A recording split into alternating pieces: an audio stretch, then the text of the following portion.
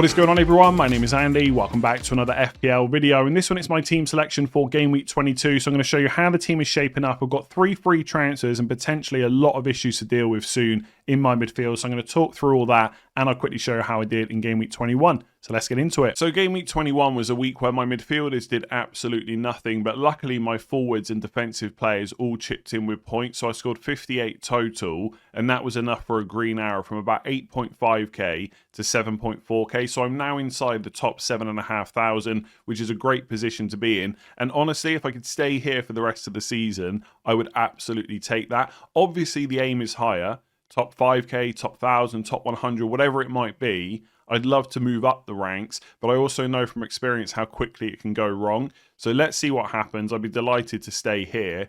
Defensively, Raya and Gabriel double Arsenal clean sheet came in against Liverpool. Unfortunately, I benched Virgil van Dijk's clean sheet for his 6 points, but I think that was the correct decision. Lewis Hall got 4, which is not massive, but it's better than the -1 that Chow owners got. So I've clawed a few points back from owning Lewis Hall. And then Senesi always seems to get his points in a weird way. So he concedes twice, but picks up defensive contributions as he often does, and got an assist as well. So he finished on 6. Up front, Thiago, what a legend, follows up the hat-trick with a brace, so 12 points from him, 5 goals over the last 2 game weeks. I mean, that is just where the luck comes in. I didn't make the Thiago to Ekitike move. Thiago goes and scores 5 goals in 2 game weeks. Ekitike gets injured. That's just how it happens sometimes. So I will absolutely take the luck, and long may it continue. Haaland, only 1 goal, 6 points, captain into 12. He hasn't actually done that well recently, but it is what it is. I think with that kind of player, so many people are captaining him every week. Whether he scores or not doesn't really affect your overall rank and stuff like that. Midfield, just awful. None of them got any points. Saka 3, Szoboszlai 3, obviously involved in that 0-0 draw. Saka went off around the 75th minute, not great. Cunha 2, Foden 2, Paquetá 2 as well. With Saka, I think that's only the 2nd time he's blanked in the 11 game weeks I've owned him.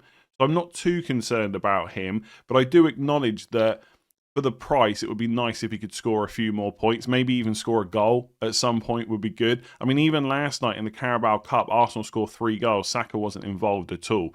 So it's a little bit of a concern, but I'll talk about that a bit more in a second. Szoboszlai just not looking like a great pick. Also, Egypt are out of African Cup of Nations now, but they do have a 3rd place match to play. So Szoboszlai will still be on penalties for now. Cunha obviously doesn't look as good anymore. I'll talk about him in a second.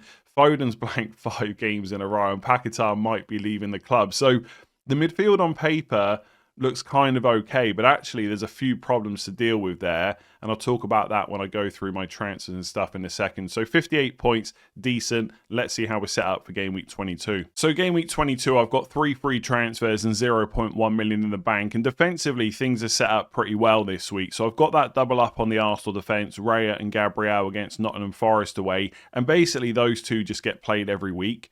It's very rare that Dubravka is going to be a better option than Raya, and Gabriel would just be too afraid to bench him. Goal threat, obviously defensive contribution potential as well, and loads of clean sheet potential too. And actually, if you look at Arsenal's fixtures, you could almost hold them for the rest of the season. The only fixture you'd maybe be slightly concerned about clean sheets for is Game Week 33 against Man City away. Outside of that, you look at the fixtures before and after, you're just happy to play Gabriel every single week. Now, I don't know if I'd hold these 2 players for the rest of the season. Blanks and doubles always have an effect on our decisions, but I can't see any reason to sell them anytime soon. Virgil van Dijk, not been great, although he does have 2 clean sheets in the last 3 game weeks, and it's Burnley at home this week, so I've got to keep him. It would be nice if he could at some point get an attack and return, and maybe start getting defensive contributions again. I appreciate he's a bit expensive for what he's offering, but it's just no need to think about it this week. I've come this far since Wildcard 4 with him in my team. It's Burnley at home. Obviously, I'm not going to sell him. I think, in general, he's basically, when do I need to get rid of him, i.e. when do I need the money, and is there a better defender I can bring in? If that's the case at any game week over the next 5 to 6, then I will sell him. Otherwise, I might just keep him for the long term, which I know sounds crazy. I know people that own him are absolutely fed up, but actually the longer term fixtures are kind of okay. I'm probably going to wildcard in Game Week 32. If you look at some of the fixtures before, Burnley at home, Bournemouth away, Newcastle at home, next 3. Wouldn't be the worst thing if I had to play him in any of those games. Sunderland away in 26, Forest away 27, West Ham at home 28, Wolves away 29, Spurs at home 30. These are not, for the most part, fixtures to be worried about. And I know Liverpool haven't been great. I get it. But until I need to sell him, I'm not all that concerned. I don't think there's many defenders that I don't own that are miles better than Van Dijk. That you could argue Chalobah is great, but is he miles better than Van Dijk right now? Potentially he's 24 to 27, and I'll think about it then. But I've got Guiu in my team. What if I want Palmer and Enzo Fernandez? I can't even get Chalobah if I wanted to. You know, Munoz potentially, if he's back fit from game week 26, he's got Burnley at home followed by Wolves at home. Maybe I sell Van Dijk then. But until I need to, I'm just not going to worry about it. And then my third defender is Lewis Hall against Wolves away. Now, I do have constant worries about his fitness and stuff, but right now, Dan Burns injured, Liveramento's injured, he has to play. And honestly, I think he's looked really good. I would not be surprised if there's an attacking return around the corner. I have said over the last few weeks, if I could, I would switch to Chow for a bit more security. And that's probably still the case. I think Chow is probably a bit more secure in terms of fitness and stuff like that. But Lewis Hall can do the business for me as well. So I'm happy to own him. I think him and Van Dijk are probably the 2 defenders that have got the most chance of being sold over the next few weeks. But it really is a play it by ear situation.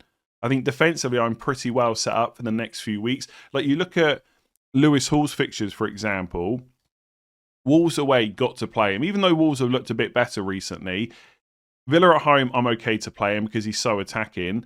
And then game week 24, that's where the decision will have to be made. Do I sell him to someone cheaper to fund other moves? Or do I just bench him for Liverpool away? And if I do bench him, it's then Brentford at home. More than happy to play him, even though I've got Thiago in my team. So I think him and Van Dijk could just play it by ear. I'm more than happy to have them in the team this week. And then I've got Anderson on the bench against Leeds away. He may come into the 11 depending on what transfers I make. And then Senesi against Brighton away. Both of those 2 defenders have good longer term fixtures. So actually, I say my defence is set up well this week. It's actually set up pretty well for a while. There's not a defender transfer that I'm going to have to make unless I pick up an injury. So for Anderson, for example, I mean, playing him against Leeds away is fine. Playing him against Brighton at home next week is fine. Everton at home 25, Sunderland away 27, Spurs at home 28, West Ham at home 29. He'll definitely play in game week 31, which is a blank game week. And if I'm wildcarding in 32, that's important as well. And it's a similar situation with Senesi.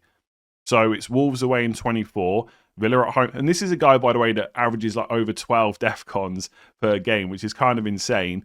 Villa at home 25, Everton away 26, West Ham away 27, Sunderland at home 28. It just looks really good. Basically, I think I said this on a video already this week. Senesi, game week 24 to 31, I could play him every week if I need to. So I feel quite well covered. So I'm happy with that because I've got problems in my attack that need to be addressed soon. And although I've got 3 free transfers, which is a strong position to be in, I know they're all getting used soon. And hopefully not on my defence unless I pick up injuries. So I think it looks good this week. Let's see how it plays out. So midfield is where I've got the most things to think about, and here's why. So at the moment, I own Saka, Szoboszlai, Cunha, Foden, and Paquetá. And I think when people wildcard in game week 24, there is a chance they will wildcard with none of the midfielders that I currently own. Maybe Saka. I think he's a good topic of discussion, but the other 4, no chance. I don't see people wildcarding in 24 with Szoboszlai, Cunha and Paquetá, definitely, and probably not Foden either. Now, you can't have the perfect wildcard team every week. It's nothing to panic about, but if a lot of people are wildcarding in a specific week, you've got to think about why that is and who they're targeting. So which midfielders need to go from my team, who for, and when? Saka, I do not see as a problem. I fully acknowledge, and people love to tell me this all the time, Declan Rice is better value. Declan Rice has scored more points for less money. I completely get that, but I don't see Saka as a problem in isolation. Do I wish I had Declan Rice and all the points he's had so far? Of course. But with Saka, if I ever want to captain an Arsenal player, he's still going to be my preference if I think he starts any given game. Like if I think Rice and Saka are both going to start an Arsenal match, and I have to captain one of them, my preference is always going to be Saka. Despite the penalty situation, despite the lack of points he's got recently, despite the lack of goals, etc., I still trust him a little bit more than I do with Rice. You can say that's crazy, I get that. But if you look at the underlying numbers, Declan Rice is around 0.3 expected goal involvement per 90. Saka is about 0.6. Double the expected goal involvement. Now, so far, that has not translated into much more points, but it could at some point.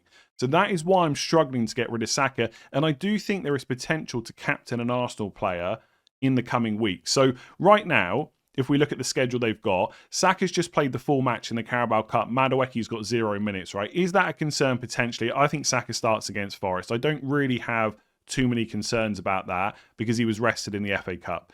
So I think, and this all sounds good on paper, it might not work out like this. Saka will start against Forest, Madueke will play Champions League. Saka will start against Man United, Madueke will play Champions League. Then you've got the Leeds game, 24. Saka hopefully starts.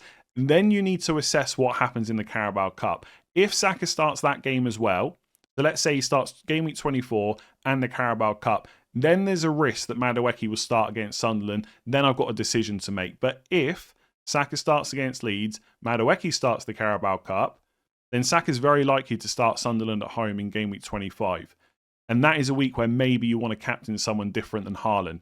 You don't have to, obviously. He's a great option every week, but he does play Liverpool away that week. If Liverpool could keep that game tight and Arsenal have got Sunderland at home, potentially I might want to captain Saka. And here's the thing, right?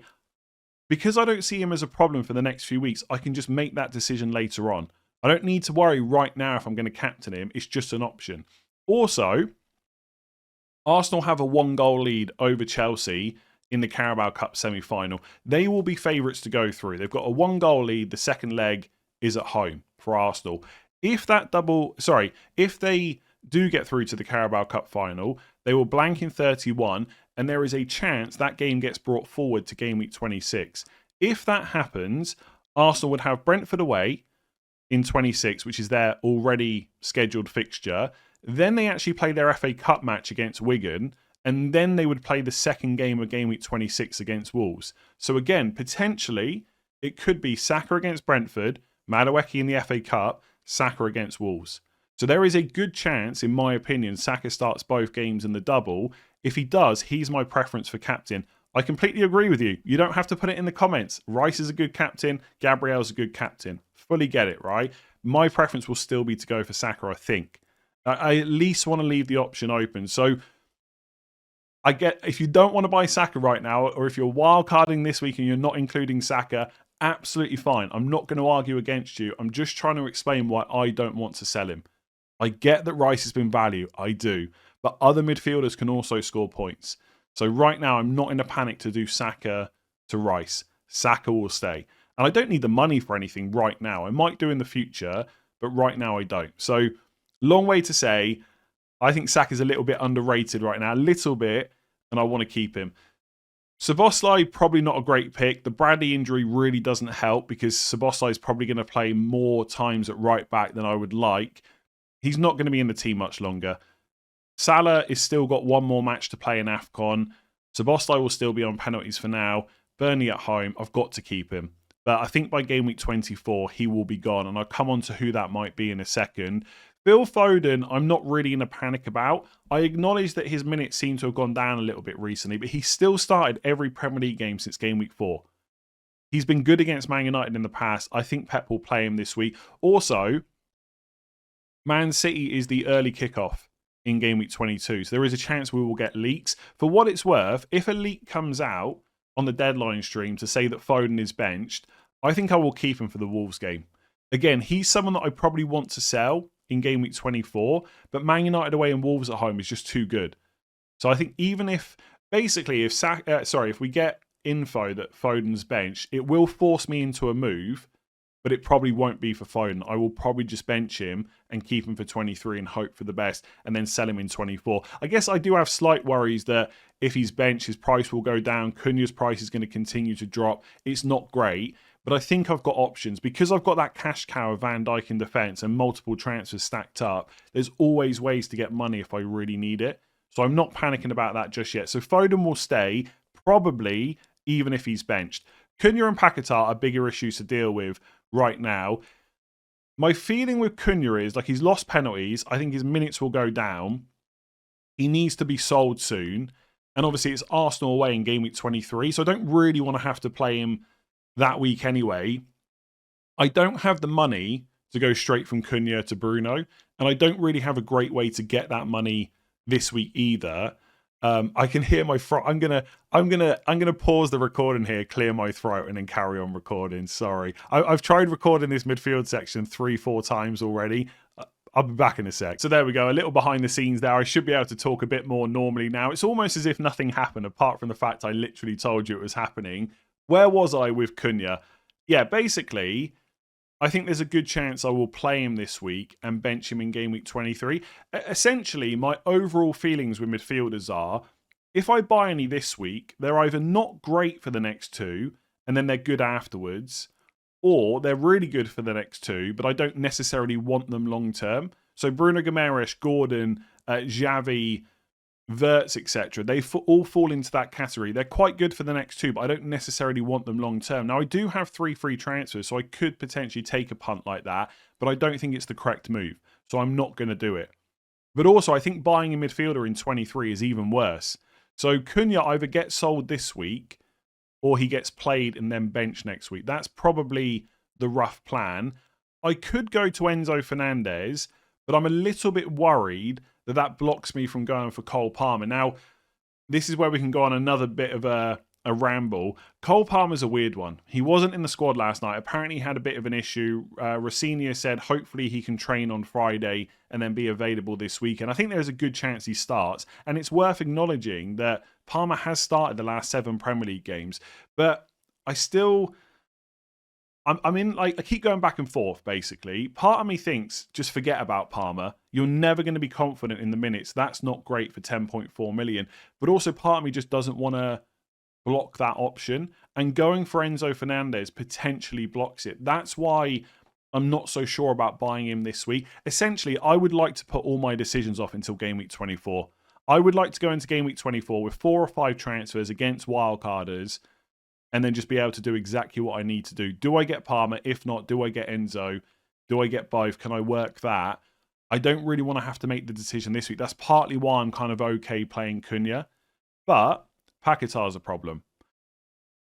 I don't want to talk about Paquetá too much because I know most of you don't own him. But there seems to be so many updates about him and his situation at the club over the last few days. Like, at one point, he's refusing to train. He definitely wants to leave. He's not going to play any more games. And then yesterday it comes out that he has been training and that he's made himself available for the Spurs game. Now, if he's going to be available, he will get started. Like, Nuno loves the guy. He's always in the 11. Now, he might get subbed early, but he will start. So if he is available, and I'm hoping Nuno will tell us in the press conference, he's quite open at times, Nuno, then I think I might roll. Which sounds crazy, right? I've got Cunha, Szoboszlai, Paquetá, but I might just roll. Because if he's available for the Spurs game, and the transfer that he apparently wants to go back to Brazil doesn't happen by game week 23, could he play against Sunderland? Potentially. I got to be honest, right? You're probably screaming, what are you on about? Just forget about Paquetá. You're probably correct. But there is part of me that wants to roll. If I get to the deadline and I'm not confident in Paquetá, or I just feel like you're clutching at straws, I will sell him either to Harry Wilson, because I think he's, like, if he's going to continue to start, the fixtures are pretty good from now all the way up until game week 31. They're not perfect, right? He does play Man City away in 26. But outside of that, there's no fixtures to really be concerned about. So maybe Harry Wilson or someone like Tavernier. I wouldn't buy Elliot Anderson this week because he plays Arsenal. Like, he's another pretty good value player. But otherwise, Tavernier at 5.5. This is what I'm saying, right? He's not great for the next two, Brighton away, Liverpool at home. But after that, the fixtures are really good for Bournemouth. I already mentioned them when I talked about Senesi, and he's probably on penalties with Semenyo going to City and Cliver injured. For 5.5 million, that's pretty good value, and it frees up a bit of money. So I think with my midfield, it's either roll or do Paquetá to Tavernier. The other reason I'm kind of leaning more towards probably making that move, by the way, and I don't know if this is logical or not, but let's say Paquetá does play against Spurs, but then he's not available for Sunderland. That's going to make me buy Tavernier before Liverpool at home. Like, if I decide that I want him over Wilson, buying him before Liverpool at home just won't feel great. So maybe then I'll make a move that I probably don't want to, but I feel like I'm forced to do. So I'm quite tempted just to make that move, going to game week 23 with 3 free transfers and just bench Cunha and deal with it in 24. I think ultimately, honestly, like I said, lots to think about in midfield. I think Saka stays. I think Szoboszlai, Cunha and Paquetá all go by game week 24. So Tavernier, Bruno Fernandes, and then I've got 6 million to spend on this final spot. Unless I sell like a Virgil van Dijk or a Lewis Hall. This is why I'm not sure about buying Enzo right now. What if I need to, like, okay, what if I want to go from Foden up to Palmer? That means I've got to find a midfielder for 4.2 million. That's not going to happen, right? So I've got to free up some money elsewhere.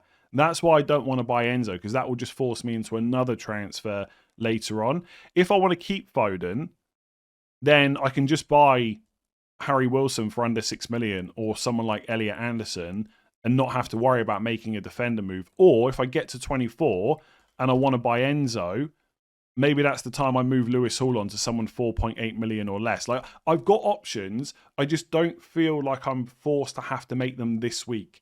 Like, there's so, like, game week 24 wildcard does sound good, right? I completely get why people are looking at it. But I can just bide my time the next couple of weeks. I don't feel pressured to make all these big decisions now. Like, Szoboszlai's fine this week. Foden's probably fine this week. And Cunha's kind of okay. So I know that a cheap midfielder probably has to come in for Paquetá, Harry Wilson, Tavernier, Elliot Anderson, someone like that. I'm happy to make that move because I don't think that move changes later on. The other moves might. Like, what if I get to 24 and Foden's fine? I decide I don't want Cole Palmer. Then it's a different... I'm going to click on the wrong thing here. No, I'm not. Then it's maybe a different set of transfers, right? So let's say Szoboszlai goes to Fernandes. Paquetá's gone to, let's just say Wilson for a second, even though I think it'll probably be Tavernier. And then Cunha goes to, yeah, let's say I want to keep Foden. Then Cunha goes to Enzo. Then I need to free up 0.8 million. Then the move from Lewis Hall is a bit different. I haven't got 4.8 to spend. I got 4.4. So I phrased the wrong word. I just don't think it's the right strategy to make any big decisions this week. So that's a long ramble where I'm going to keep Saka for sure, and I'm probably going to do Paquetá to Tavernier or Harry Wilson, and then in 23 just bench Cunha, and then decide what to do with everyone else from 24 onwards. I think if I could get through 22 and 23 with limited damage, I would take that right now. I don't even need a green arrow, just limited red arrows. I would take that because I think when I get to game week 24. With 4 or 5 transfers hopefully saved up, I'll be in a really good position. By the way, really quickly, Wildcard 24 is good. I'm almost certainly not going to do it. I see why people are thinking about it. They want triple Chelsea for the great fixtures. They want to get Bruno Fernandes. They've got other issues to deal with. Like, I've seen people that want Bruno, triple Chelsea, and they don't own Gabriel yet, etc. They got lots of things to change. I think it's fine. I don't think my team needs it. I think my forwards are fine. I think, as I said earlier, my defenders are fine. And yes, my midfield needs work, but I've got a lot of transfers. And my preference is to save the wildcard for after the blank game week 31, when I've got full information about blanks and doubles, and I can just set my wildcard up for the rest of the season. Like, a lot of people say wildcard 32 is too late. You don't have enough game weeks to make use of it, but I think you do, because there's lots of points available when blanks and doubles are a part of the conversation. And ultimately, I don't think my team needs it in game week 24. I think, like, you could make a case to like, if I've got 4 transfers in 24, you could say, well, hang on a second, just wildcard, and then you'll still have those 4 free transfers. But I don't think, and again, issues can crop up, like, and I might change my mind, right? Issues can crop up, injuries can crop up at any time. But I don't think there's going to be that many transfers to make after game week 24, to be honest with you. So I think my plan on paper is roll as much as possible till 24, get all the midfielders in that I need, and then roll as much as possible up till game week 31. And that's it. Just deal with issues as they come up. So I think wildcard 24 can work for some people. I think it does rely on Palmer being an option, by the way. If he's not, wildcard 24 doesn't feel quite so good for me. But I'm not going to do it. I just don't think my team needs it. I reserve the right to change my mind. There we go. Long rant. Saka's staying, Paquetá probably going to go. Just something quickly I think I forgot to mention there. Obviously, if I'm comfortable playing Cunha this week and Paquetá's a potential issue, I could just play 4-4-2 and play Anderson instead. My thinking with making the Paquetá transfer would be, if I'm not confident in him this week, then I'm not going to be any more confident next week. So I'd rather just bring in an attacker that's better than Anderson, like Tavernier or Harry Wilson, and just play them now and have them ready for the future game weeks as well. So that's probably why I won't play 4-4-2 this week. It'll either be 3-5-2 with Paquetá or 3-5-2 without him. Up front, things are very straightforward. Haaland stays. Can't see any reason to sell him anytime soon. And he'll be my captain this week against Man United away. I don't really have another option. I'm not going to captain Liverpool's midfielder that's going to play probably right back on penalties. I'm not going to captain Saka against Forest away. Potentially Saka is an option in the future, but not right now. It's going to be Haaland. If you've got Ekitike, you could think about that. I'm not particularly worried about not captaining Ekitike this week. So Haaland, Man United away, easy. By the way, I keep seeing people talk about these comments from Pep about the fact that Haaland's exhausted and he hopes to get Marmoush back soon. Maybe Haaland does need a rest. I don't think it's anything to worry about. We all own him. Let's say we all captain him against Wolves at home and he gets benched. Who cares? Honestly, it really doesn't matter. If you knew he was getting benched, obviously you captain someone else and there's potential opportunity there. Chances are he just starts. Like, if he wanted to rest Haaland, why did he start him against Exeter in the FA Cup? It's just not a problem. And when Marmoush does come back, he'll probably play the less important games. And Haaland will start the Premier League games as he always does. I wouldn't think about it at all. And then Thiago's probably going to stay, and I'm going to play... Well, no, sorry, let me rephrase that. He's definitely staying, and I'm going to play him against Chelsea away. Like, it's not a great fixture. You can maybe argue that playing 4-5-1 is better with Anderson, but not... I mean, Thiago's a nailed-on penalty taker. Like, yes, he's not going to score 5 goals in the next 2 game weeks. Chelsea away is a difficult fixture, but I just like holding on to him now. And also with him, the longer-term fixtures are just good. I know the fixtures in the short term are not great. Like, next 6 game weeks, they've got Chelsea away 22, Villa away 24, Newcastle away 25, Arsenal at home 26. It's not great, but honestly, I picked him up for less than 7 million. Forwards, for the most part, are still pretty rubbish, in my opinion. I don't have any interest in buying any others. He's just an easy hold. And if he can stay fit, 27 to 31, Brighton at home, Burnley away, Bournemouth away, Wolves at home, Leeds away. Just looks great. So look, maybe I get to 26 and I can bench him against Arsenal, but playing him against Forest at home, 23, not an issue. Playing him against Villa away, 24, not an issue. I get that the points are going to go down a bit because of these fixtures, but it's just not worth a transfer. So I am pretty happy with how the team is set up. Yes, I probably won't be able to get triple Chelsea 24 to 27. I'm not even sure that's a big problem. Honest, the fixtures are great, but they have if you look at Chelsea's fixture schedule, especially if they don't get top 8 in Champions League over January, February, it is insane. There's like games every 3 or 4 days. Like, even players like Enzo Fernandez, Chalobah might not be completely immune from being benched in Premier League games. So we'll see what happens. I like my forwards, Haaland and Thiago. And obviously this all changes with an injury or two, right? Then I might be in panic mode. But right now, Haaland, Thiago, absolutely fine. My defenders are pretty nicely covered. Even if Lewis Hall was to get an injury, I think Virgil van Dijk, Gabriel Anderson and Senesi can cover most of the upcoming game weeks. It's not even like I'd be forced into a move. It's just the midfield.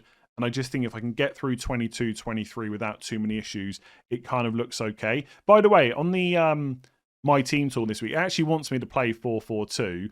Let's say I do the Paquetá to... I'm probably going to take the penalty taker, Tavernier, right? Let's say I do that.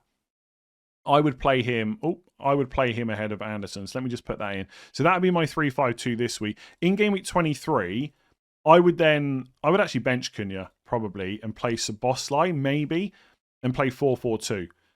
So that would be Lewis Hall, Villa at home. Actually, I would play Van Dijk over Senesi. So Gabriel, Van Dijk, Lewis Hall, Anderson back 4, Szoboszlai, Tavernier, Saka, Foden, midfield 4, and then Haaland, Thiago up front. It's not perfect, right? Tavernier against Liverpool at home when I've got Van Dijk.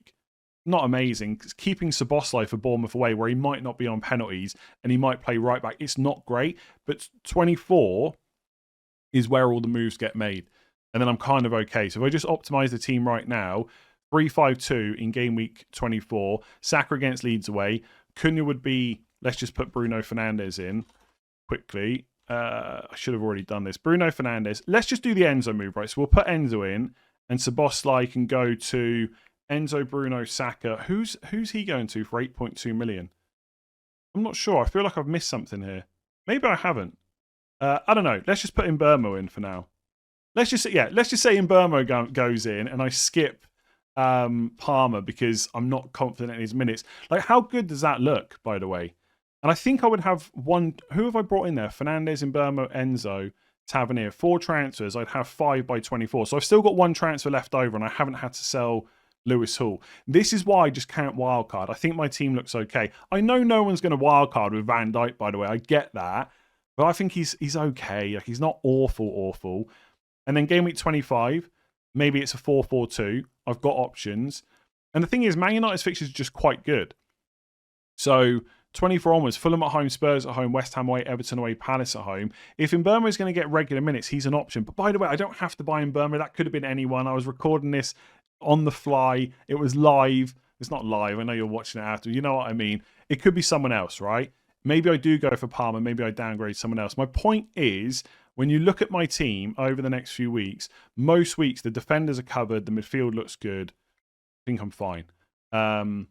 Let's see what... Hang on. Let me go back to... One more thing here. Let me go back to Gameweek 22 and click on AI transfers. I'm interested to see what moves it wants to make for me this week. Of course, it wants me to take out Saka to get Rice. Look, Bruno Fernandes, I don't mind bringing him in this week if you can do Cunha to Bruno in a straight move, but I'm not going to sell Saka to get Bruno just so I can get Declan Rice and sell Szoboszlai. Never going to happen. But if you want to get your suggested transfers, if you're not quite sure what to do, link in the description below. I'll leave it there. I feel like that was quite a long one, but I had a lot to get off my chest. I'm not going to wildcard 24. I'm probably going to sell Paquetá, and I'm going to go into Game Week 23 with 3 free transfers. If you enjoyed that in any way, do give it a like, hit subscribe, and I'll catch you again tomorrow.